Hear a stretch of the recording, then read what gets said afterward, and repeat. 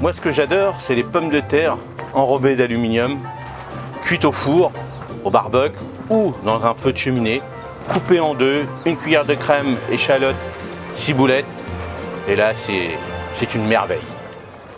Salut, aujourd'hui, on va parler de la plantation des pommes de terre primeurs. Alors, pourquoi planter des pommes de terre primeurs sous un tunnel? On va gagner à peu près 15 jours.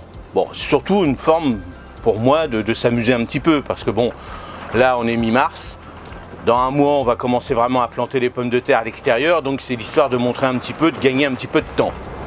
Donc bien sûr on va prendre une pomme de terre, s'il y a plus de germes on va gagner encore un peu plus de temps.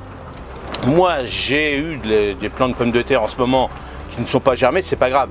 Je vais perdre un peu plus de temps, mais c'est pas grave, c'est juste pour vous montrer. Mais c'est vrai que plus il y a de germes, plus vous allez gagner 10-15 jours à peu près sur la récolte. Donc comment on prépare la plantation des pommes de terre? Alors bien sûr, n'oubliez pas, c'est toujours sur le potager en sol vivant, donc avec de la paille.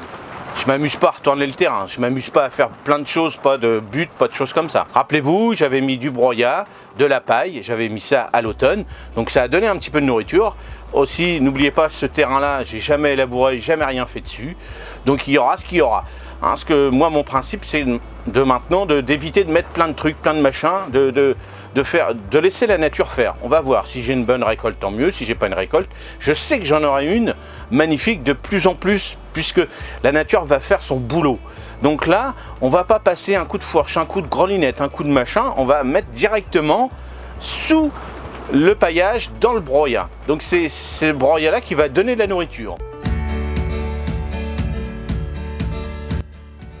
Donc comment on fait? Donc on retire le paillage, on retire un peu le broyat, on fait un trou à peu près de 10 cm. Alors là on va faire un trou de 5 cm et avec le paillage ça fera à peu près 10 cm à peu près de couverture. Pourquoi? Parce que dans ce tunnel là il va quand même geler encore, donc le fait de mettre ça en profondeur ça va permettre de garder en attendant le germe se développe bien, de fasse des bonnes racines sous terre, et puis au moment où les premières feuilles vont arriver, ils vont traverser le paillage. Mais on restera prudent, malgré que je suis sous un tunnel, je mettrai certainement un voile d'hivernage s'il y a des risques de gelée sur ce nouveau feuillage. Quand il est grand le feuillage, bon, on va dire quand il fait 30 cm, 40 cm, s'il prend un petit coup de gelée, ça va retarder la récolte. Bon, mais si on peut éviter, tant mieux avec un petit voile d'hivernage, ça va quand même faciliter, surtout de gagner sur la récolte, parce que c'est le but premier de faire des pommes de terre primeurs. Alors, donc on a retiré le paillage, on a fait notre trou, on met le plant de pommes de terre directement comme ça, on recouvre, tout simplement.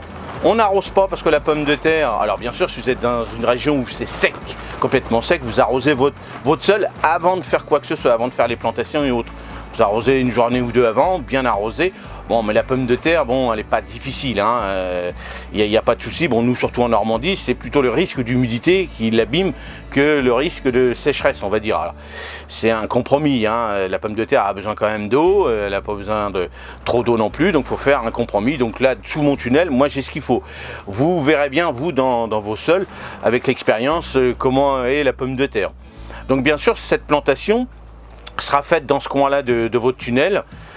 Après, au bout de 3-4 ans, il faudra remettre après. Il faudra quand même laisser un laps de temps parce que la pomme de terre, elle est gourmande quand même. Elle mange beaucoup de nutriments dans votre sol. Donc il faudra quand même attendre 3-4 ans avant de remettre à la même place. Ce genre de culture, moi je l'ai fait sous mon grand tunnel. Mais vous, si vous avez pris des petits tunnels, comme je vous avais montré sur la vidéo, vous pouvez faire exactement la même chose maintenant. Sous ce genre de petit tunnel, de mini tunnel, vous pouvez planter alors tout ce qui est pommes de terre, tout ce qui est légumes primeurs. Si vous avez des salades, si vous avez des radis, des choses comme ça, c'est exactement la même chose. Le but de mettre une toile de plastique, ça évite ces vents froids et ça vous permet de réchauffer rapidement votre sol. Bien sûr, toujours un petit voile d'hivernage dessus, on ne sait jamais. Donc n'oubliez pas, pour la plantation des pommes de terre, donc, de prendre votre fiche, donc tout est indiqué derrière, vous avez les croquis là et tout ce qui est explication derrière, moi je les ai mis derrière, hein, rappelez-vous, je vous ai sorti ça une comme ça, et quand j'ai plastifié, j'ai mis le croquis là et les écritures comme ça c'est plus facile, on l'a sur la même feuille. Donc voilà, tout simplement pour cette culture de pommes de terre, c'est tout simple, vous voyez, il n'y a pas beaucoup de choses à faire. Donc par la suite, quand ça va ressortir, je mettrai un peu plus de paille, c'est la paille qui va faire office de butte. Et je vous montrerai comment on va la récolter. On va la récolter en plusieurs fois, c'est-à-dire que quand on va avoir les premières petites pommes de terre qui vont être consommables, on va laisser les toutes petites, donc on ne va pas arracher complètement le pied, on va récupérer les pommes de terre qu'on a besoin, on remettra la paille. Et ces pieds-là, j'en ai planté 14, donc on va dire, normalement ils donnent 1 kg à peu près, entre 800 et 1 kg par pied, mais avec cette méthode-là, on va voir si on va récupérer beaucoup plus, en fonction du temps bien sûr.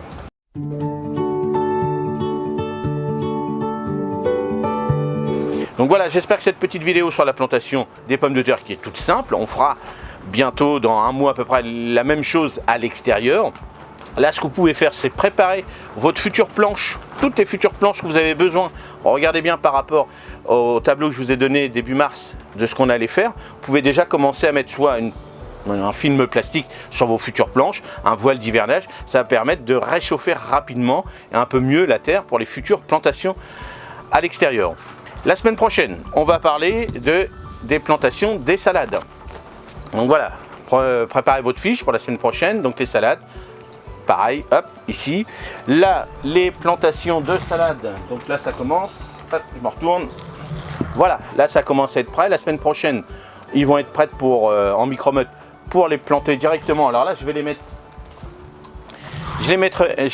sous ce tunnel-là, à côté des pommes de terre. Et je vais insérer quelques choux à l'intérieur. Les choux commencent à être prêts aussi. Donc c'est pour avancer un petit peu. C'est pas grave, vous pourrez faire ça à l'extérieur. Mais là, quand même, en fonction des régions, faites attention. La salade, elle est un peu plus gélif. Donc un mini tunnel, si vous n'avez pas encore un mini tunnel, prenez un mini tunnel. Ça vous permet de gagner là vraiment, surtout se couper ce vent froid. C'est ça le plus important. Voilà, j'espère que cette vidéo était concrète. Et moi, je vous dis certainement à vendredi. Salut!